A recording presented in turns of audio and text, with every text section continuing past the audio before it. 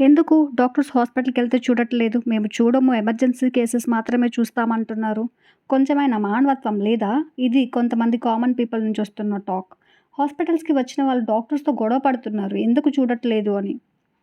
ఎందుకు చూడాలి చెప్పండి ఎందుకు చూడాలి? ఆర్జికర్ మెడికల్ కాలేజ్ ఇన్సిడెంట్ గురించి డాక్టర్స్ అండ్ మెడికల్ స్టూడెంట్స్ ఇంత ప్రొటెస్ట్ చేస్తున్నారు కదా! ఏమిది వాళ్ళకి మాత్రమే సంబంధించిన విషయమా?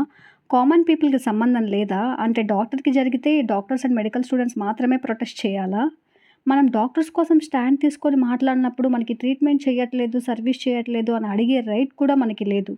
ఈ ఇన్సిడెంట్‌కి జస్టిస్ రాకముందే ప్రొటెస్ట్ చేసి ఇంటికెళ్తున్న ఇంకో అమ్మాయి పైన రేప్ జరిగింది. నిన్న బెంగుళూరులో ఇంకో అమ్మాయి పైన రేప్ చేశారు. ఆ డాక్టర్‌కి జరిగింది రికార్డ్స్‌లో ఉంది కాబట్టి అట్‌లీస్ట్ జనాల్లోకి వెళ్తుంది న్యూస్.